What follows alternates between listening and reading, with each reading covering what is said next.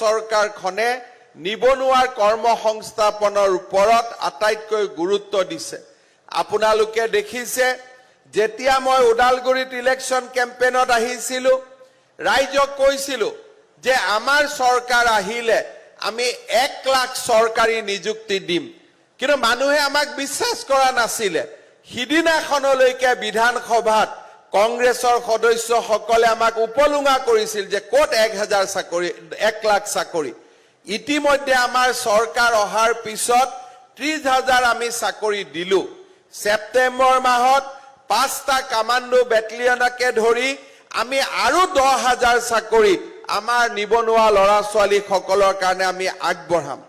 তাৰ সমান্তৰালভাৱে যোৱা ৰবিবাৰ আৰু তাৰ আগৰ ৰবিবাৰে যি গ্ৰেড 3 আৰু গ্ৰেড 4 পৰীক্ষা হৈ গ'ল, তাৰ জৰিয়তে আমি প্ৰায় 30,000 ডেকা ল'ৰা ছোৱালীক আমি চাকৰি দিম। আগতে চাকৰি পাবৰ কাৰণে 10 লাখ 20 লাখ টকা ঘোষ দিব লাগিছিল।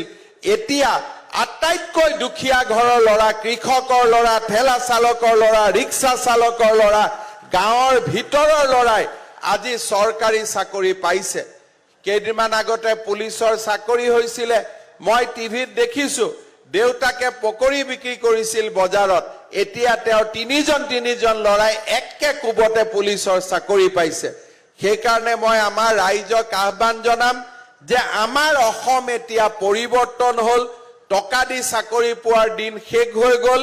এতিয়া মাত্ৰ পঢ়া শুনা কৰিব লাগে, দেউতাক মাকে ল'ৰা ছোৱালীক ভালকৈ পঢ়া শুনা কৰিব লাগে, আৰু ল'ৰা ছোৱালীয়ে চৰকাৰী চাকৰিৰ পৰা, বেংকৰ লোনৰ পৰা, আমাৰ প্ৰাইভেট যিবিলাক ইণ্ডাষ্ট্ৰী আহিছে অসমৰ বাহিৰলৈকে, ACS, IS, ডক্টৰ, ইঞ্জিনিয়াৰ, এইসমূহ নিৰ্মাণৰ বাবে আমি প্ৰচেষ্টা আৰম্ভ কৰিব লাগিব। আমাৰ ৰাজ্যৰ শিক্ষা ব্যৱস্থাটো আমি পৰিৱৰ্তন আনিব খুজিছো। আজি বহুত মানুহে আমাক 2-এজন মানুহে সমালোচনাও কৰে যে আপোনালোকে বিজ্ঞান আৰু অংক কিয় ইংৰাজীত পঢ়াব খুজিছে।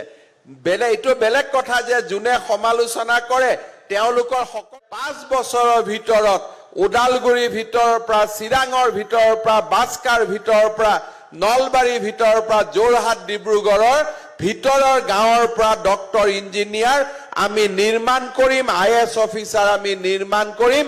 অসমলৈ আমি বিদ্যায়তনিক পৰিৱেশ আমি উভতাই আনিম। শ্ৰদ্ধাৰ ৰাইজ, যোগাযোগেই হওক, ধান ক্ৰয় হওক, কৃষিৰ বিপ্লৱ হওক, আজি আমাৰ শান্তি সম্প্ৰীতিৰে এখন নতুন অসম নিৰ্মাণ হওক, বা বিদ্যালয়সমূহৰ আন্তঃগাঁথনি উন্নয়ন হওক, দুখীয়া লোকসকললৈ বিভিন্ন ধৰণৰ সহায় হওক, আজি আমি ৰাজ্যখনৰ জনজীৱনলৈ এক নতুন আশা যোৱা এবছৰত আমি কঢ়িয়াই আনিব পাৰিছো। অফিচবিলাকত দুৰ্নীতি নিৰ্মূল হোৱা নাই সম্পূৰ্ণ, কিন্তু দুৰ্নীতি কমিছে। লাহে লাহে আমি সম্পূৰ্ণ দুৰ্নীতি বিলুপ্তিকৰণৰ বাবে আমি চেষ্টা চলাই আছো। যোৱা 2 মাহত হাতে লুটে টকা লওঁতে প্ৰায় 50জন চৰকাৰী কৰ্মচাৰীক আমি এৰেষ্ট কৰিছো, আমি তেওঁলোকৰ বিৰুদ্ধে ব্যৱস্থা লৈছো। মই এতিয়াও আপোনালোকৰ ৰাইজক অনুৰোধ কৰিম যে কোনোবা যদি আপোনালোকে চৰকাৰী কাৰ্যালয়ত যায়, কোনোবা অফিচাৰে যদি টকা খোজে, আপোনালোকে কাকো নিদিও বুলি নকব। 500 যদি খোজে কব 1000 দিম, সোনকালে কামটো কৰি দিয়ক। খালি আমাৰ পুলিচৰ নম্বৰটো ফোন কৰিব, যাতে 1000 লওঁতে আমি হাতে লুটে তেওঁলোকক ৰাজ অতিথিশালালৈকে আমি লৈ আহিব পাৰো, যে আমাৰ লগতে ভাল কৰি থাকক। কাকো না নকব, না কলে গণ্ডগোল লাগে। আপোনালোকে মাত্ৰ তেওঁলোকৰ লগত বন্দোবস্ত কৰক, 500 খুজিলে 600 দিম বুলি কওক, আৰু টেলিফোনত আমাক জনাওক। আমি অসমৰ পৰা সকলোৱে মিলি আমি দুৰ্নীতি নোহোৱা কৰিব লাগিব, দুখীয়া মানুহৰ ওপৰত অত্যাচাৰ আমি নোহোৱা কৰিব লাগিব। আমাৰ